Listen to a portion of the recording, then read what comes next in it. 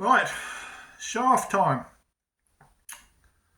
I'm Keith, and today I'm just going to talk about first off a Motorhead find. So, original Motorhead albums I find it pretty tough to find, at least in half decent condition, but I look for them where I can. And at a recent, I guess you call it a toy and collectible fair, a guy was selling some records, and I found a copy of Motorhead's Ace of Spades. So it's their fourth album, and it's on the bronze label. A 1980 hard rock classic, I guess you could say. Their debut album in the US, and of course one of their most successful albums. So when I picked this out, I had a look at the cover. Cover's in good condition, surprisingly. And first thing I noticed was the limited edition sticker on there. So what was limited about it? I had to take the vinyl out and give it a bit of an inspection. And it is on a gold vinyl. That's what it said. Gold vinyl copy. So is this something that I was just wondering, has anyone come across this? Is this very common? Yeah, I don't know. Just wondering. Looks good. Sounds good. So this is a 1980 OG. The seller that I bought it from said that he bought it at the time when it came out, and it only spun it about two, three times. You know, we've heard that before, but it does sound. There's no pops or clicks, anything in it, and does sound good. So I paid a fair price for it. And with it, he threw in a whole lot of other stuff, cassettes and a few records and things. But I might show that in another video at some point. So it's quite costly to buy on. I had a quick look on Discogs. It's quite costly to buy on Discogs, this version. Just if you wouldn't mind, just let me know in the comments if you've seen this before. I hadn't. And do you think I wasted my money on it? I would have been quite happy with the normal bog standard black vinyl, but that was the one I grabbed. So yeah, thanks.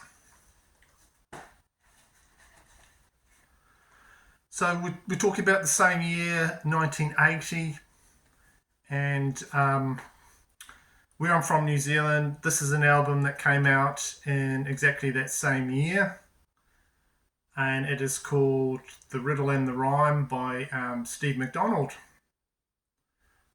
So Steve Mcdonald is kind of like a New Zealand Rick Wakeman from Yes, if you know Rick Wakeman.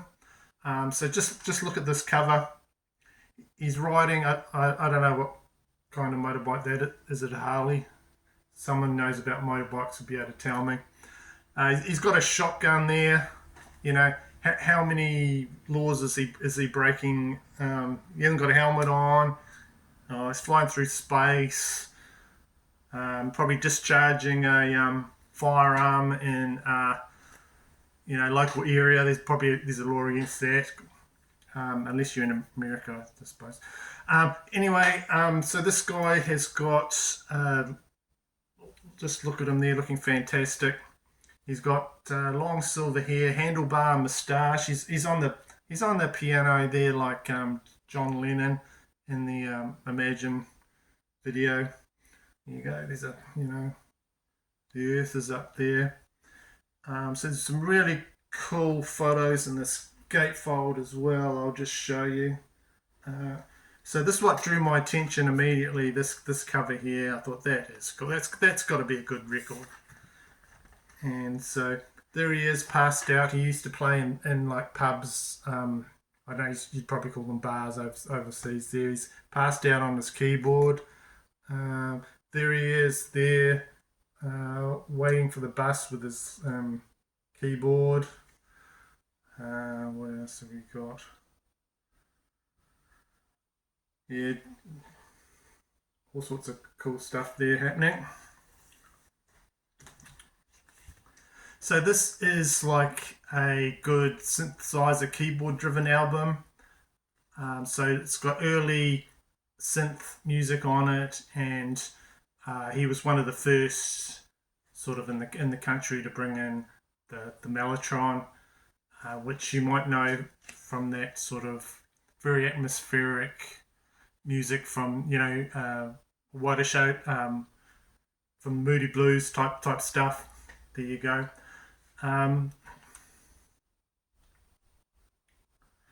So this is his solo effort. It's got lots of atmosphere. It's got King Crimson influences, Pink Floyd type influences in the songs. Some really good guitar parts in it as well. And it's on this label called Ode. Hadn't seen it before. From 1980. Good guitar parts. On the song on side 2, Omnipresence. That was a really good guitar solo on that one by the guitarist Martin Winch. But mostly he does all the instruments as well. So before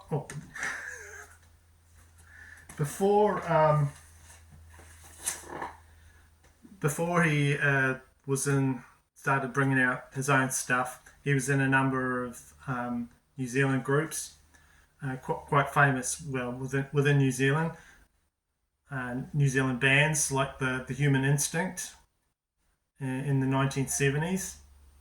Another band he was involved with was a band called Timberjack, Donohue.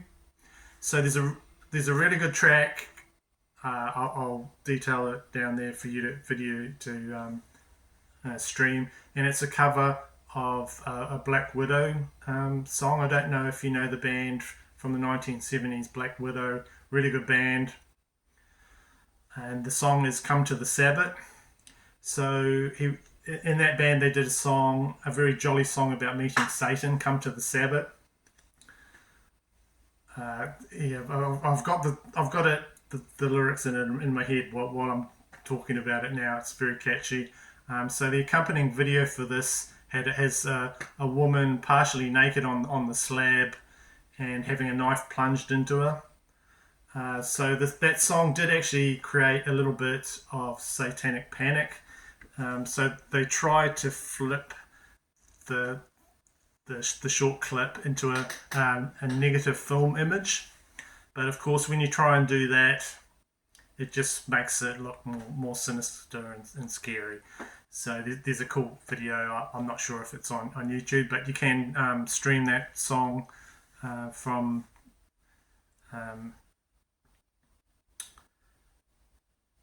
Timberjack Donohue. Okay. So just also mention that I got this from one of my viewers, Rick. Thanks, Rick, and he also helped me with some of the information in this video.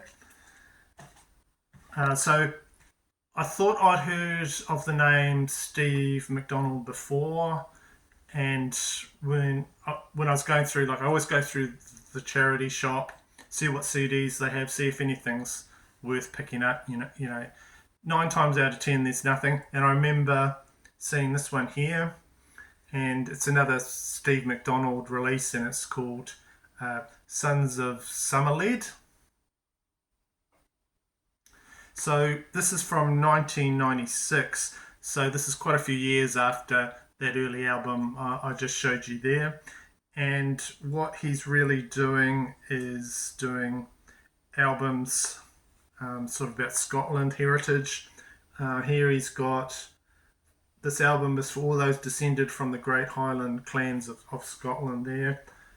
It's got quite a cool little book here. There you go. It's got little text and old pictures, and you know, there you go there. So he's still does all the instruments, you know, multi-talented instrumentalist on here, but after sort of that sort of stuff, he started going into Scottish type themed albums. This is actually a real good album. If you took out, like there are, of course there's got to be bagpipes, but it's just in the background, and there's songs, Scottish themed songs. There's a song about Loch Lomond, and I probably said that wrong. And you know, there's a few Bonnie Girl songs and Scotland the Brave type song. But the other songs on here, if you took them out, they're very prog. They're great songs. So I've given this a listen, and I think it's really good. I don't mind the you know, like I was saying, some of the more Scottish themed songs. So this wasn't a bad album as well. That was just a $2 thing I picked up as well. So from Steve Mcdonald, that was just a little rabbit hole that I've been going down lately.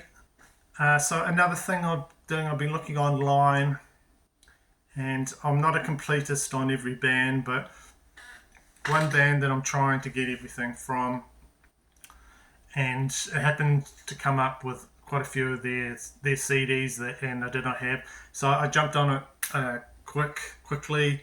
I jumped so fast that I didn't even write my name in it. So when these 2 CDs arrived, it just had to the occupant of, you know, I did it so fast because I didn't want anyone else to buy it because I didn't have these releases.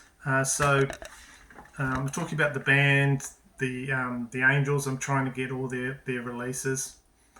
So this was the last album from the original singer, Doc Neeson, and that's Skin and Bone. So it's the last album before he sadly passed away. So I was trying to get this one. I've never seen it, and picked that up. Not available on vinyl, unfortunately. If it was, I'd get it. And another Angels release is the Angels Redback Fever. To try and find this on vinyl is difficult because there was only one pressing. It's very expensive. So I've settled for this nice special edition CD package here. So it's got like quite nice rice paper and little booklet there. All the lyrics nicely written, all about redback spiders. There you go. And yeah, more stuff about spiders. And there you go. There. So I just thought I'd show you that quickly because yeah, I'm a completist with that band. So that's lastly. I will be trying to put together a heavy metal video, but I've had quite a few of my orders from overseas cancelled and my money returned, which has really annoyed me. I had the Riot album Mean Streets, which was one of the releases I was really looking forward to. I had that order cancel on me. That was on the way on vinyl, and I've had a few CDs arrive from, you know, the other side of the world, but there's a few things even from Australia. It's taking a long time. I don't know if I'll get them on or not. So I'm having a few problems with that. But anyway, doesn't really matter. And thank you for tuning into this video. And I hope you found it of interest. And I will be coming back, as you know, with another video pretty soon. So thanks for all my new subscribers. And thanks for tuning in. And I'll see you in the next one.